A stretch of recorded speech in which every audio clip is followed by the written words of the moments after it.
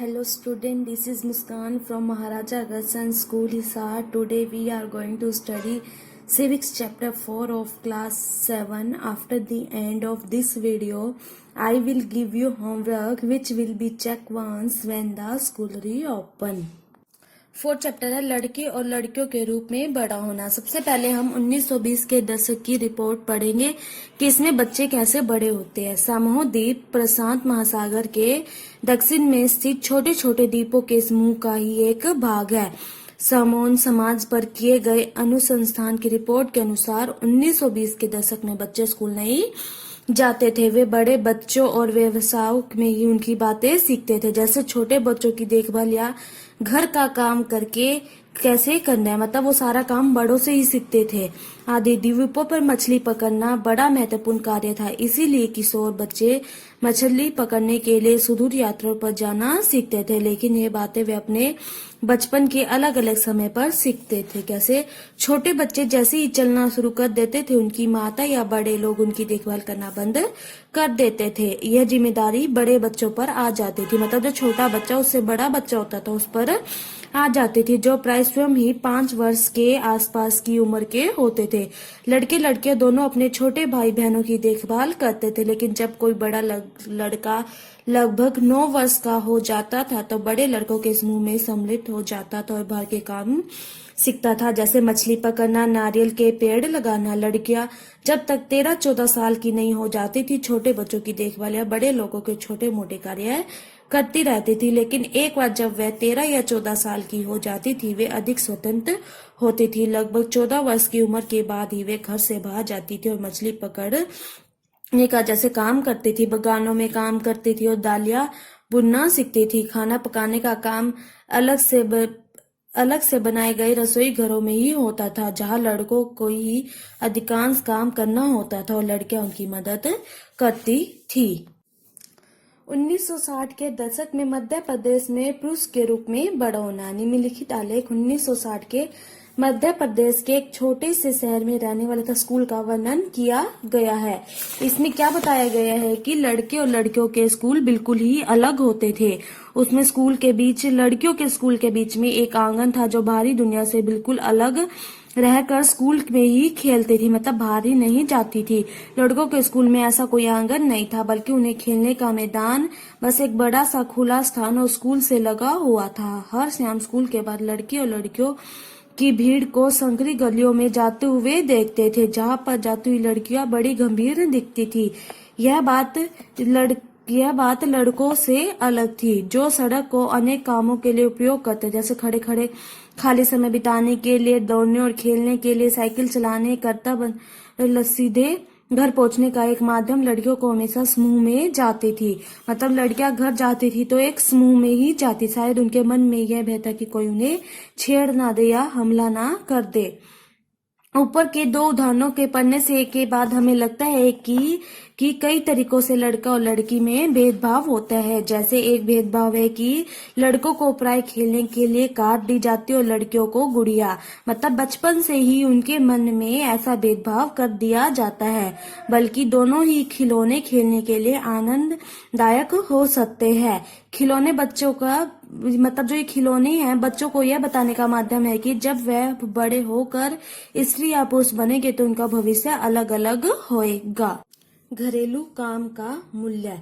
हरप्रीत के परिवार को नहीं लगता था कि जसप्रीत घर का जो काम करती है वह वास्तव में काम था। उनके परिवार को ऐसी भावना होना कोई निराली बात नहीं थी। सारी दुनिया में घर के काम का मूल्य मतलब जो मुख्य जिम्मेदारी स्त्रियों की होती है, जैसे देखभाल संबंधी कार्य, परिवार का ध्यान रखना, विशेषकर बच्चों, बुजुर्गों और बीमारों का। फिर भी जैसे हमने देखा, घर के अंदर किए जाने वाले कार्य को महत्वपूर्ण नहीं समझा जाता है। मान लिया जाता है कि वे स्त्रियों के संभावित कार्य है, मतलब जो स्त्रियां घर के अंदर कार्य करती है उस कार्य को महत्वपूर्ण नहीं समझा जाता है, उनको संभावित कार्य माना जाता है। इसीलिए उनके लिए पैसे देने का कोई जरूरत नहीं है, मतलब जो वो काम करती है उसके लिए कोई पैसे नहीं मिलते हैं। समाज इन कार्य को अधिक महत्व नहीं देता है। उसके बाद घर पर कार्य करने वालों का जीवन। उपयुक्त कहानी में केवल हरप्रीत हरमीत की माँ ही घर के काम नहीं करती थी, काफी सारा काम मंगला करती थी जो उनके घरेलू काम में मदद के लिए लगाई गई थी, मतलब एक मजदूर। बहुत से घरों में, विशेषकर शहरों और नगरों में, लोगों को घरेलू काम के लिए लगा लिया जाता है। वे बहुत काम करते हैं, जैसे झाड़ू लगाना, सफाई करना, कपड़े बर्तन धोना, खाना पकाना, छोटे बच्चों या बुजुर्गों की देखभाल करना आदि। घर का काम करने वाली अधिकांश स्त्रियां होती है। कभी कभी इन कार्यों को करने के लिए छोटे लड़के या लड़कियों को भी काम पर रख लिया जाता है। घरेलू काम का अधिक महत्व नहीं है, इसीलिए उन्हें मजदूरी भी कम दी जाती है। मतलब वो इतना सारा काम करते हैं और घरेलू काम का कोई महत्व नहीं है, तो उनकी मजदूरी भी कम ही होती थी। घरेलू काम करने वालों का दिन सुबह 5 बजे से शुरू होकर देर रात तक ही चलता है। जी तोड़ मेहनत करने के बावजूद प्राय उन्हें नौकरी पर रखने वाले उनसे सम्मानजनक व्यवहार नहीं करते थे। दिल्ली में घरेलू काम करने वाली एक स्त्री मृणालिनी ने अपने अनुभव के बारे में इस तरह बताया है। मेरी पहली जो मेलानी है वो अपनी कहानी बता रही है। मेरी पहली नौकरी एक अमीर परिवार में लगी थी। वो 3 मंजिला घर था। मैं सिर्फ वहाँ खाना बनाने का काम करती थी और जो मेरी मेन साहब थी वो हम पर चिल्लाती रहती थी। वो हमें सिर्फ 2 रोटी ही खाने को देती थी और उस सुबह 5 बजे से शुरू होकर काम रात तक चलता था। तीसरी रोटी कभी नहीं मिली। शाम के समय जब मैं खाना पकाती, दोनों लड़कियां मुझसे एक और रोटी मांगती रहती थी। मैं छुपके से उन्हें एक रोटी दे देती थी और खुद भी एक रोटी ले लेती थी। हमें दिन भर काम करने के बाद बड़ी भूख लगती थी। हम घर में चप्पल नहीं पहन सकते थे। ठंड के मौसम में हमारे पैर सूज जाते थे। मतलब एक इसकी मेलानी की कहानी है। मैं मेम साहब से डरती थी, परंतु मुझे गुस्सा भी आता था और अपमानित भी महसूस करती थी। क्या हम दिन भर काम नहीं करते हैं? क्या हम कुछ सम्मानजनक व्यवहार के योग्य नहीं हैं? वास्तव में जिसे हम घरेलू काम करते हैं उसमें अनेक कार्य सम्मिलित रहते हैं। इनमें से कुछ कामों की बहुत शारीरिक लगता है। ग्रामीण तथा ग्रामीण क्षेत्रों में औरतें तथा लड़कियों को दूर दूर जाकर पानी लाना पड़ता है। ग्रामीण क्षेत्र में स्त्रियों को जलाऊ लकड़ी के भारी गट्ठर सिर पर ढोने पड़ते हैं। कपड़े, सफाई, झाड़ू, बर्तन, वजन उठाने के लिए झुकना, उठाने और सामान लेकर चलने की जरूरत होती है। बहुत से काम जैसे खाना बनाना आदि में लंबे समय तक गर्म चूल्हे के सामने खड़ा रहना पड़ता है। स्त्री जो काम करती है वह भारी और थकाने वाला शारीरिक काम होता है, जबकि हम आमतौर पर सोचते हैं कि पुरुष ही ऐसा काम कर सकते हैं। मतलब इसमें क्या बताया गया है कि घरेलू महिलाओं के काम करने की क्षमता बताई गई है। घरेलू और देखभाल के काम का एक अन्य पहलू जिसे हम महत्व नहीं देते हैं वह इन कामों पे लगने वाला लंबा समय है। यदि हम स्त्री द्वारा किए जाने वाले घर के तथा बाहर के काम को जोड़े तो हमें पता चला कि कुल मिलाकर स्त्रियां पुरुषों से अधिक काम करती है। महिलाओं का काम और समानता। जैसे कि हमने देखा कि महिलाओं के घरेलू और देखभाल के कामों को कम महत्व देना एक व्यक्ति या परिवार का मामला नहीं है, बल्कि यह स्त्री और पुरुषों के बीच असमानता की एक बड़ी समस्या का भाग है।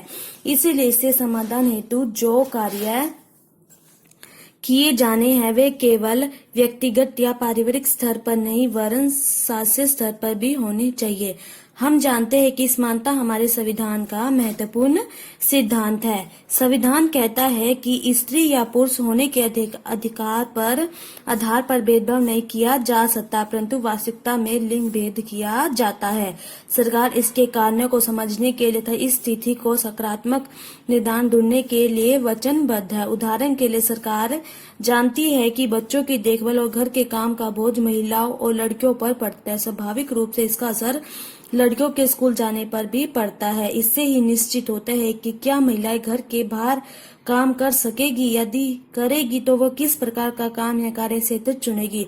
पूरे देश में कई गांवों के शासन ने आंगनवाड़ियों तथा बालवाड़ियां खोली है। शासन ने एक कानून बनाया है जिसके तहत यदि किसी संस्था में महिला कर्मचारी की संख्या 30 से अधिक है तो उसे वैधानिक रूप से बैलगाड़ी की सुविधा बालवाड़ी की सुविधा देनी होगी। बालवाड़ी की व्यवस्था होने से बहुत सी महिलाओं को घर से बाहर जाकर काम करने की सुविधा होगी। इससे बहुत सी लड़कियों को स्कूल जाने का भी संभव हो सकेगा।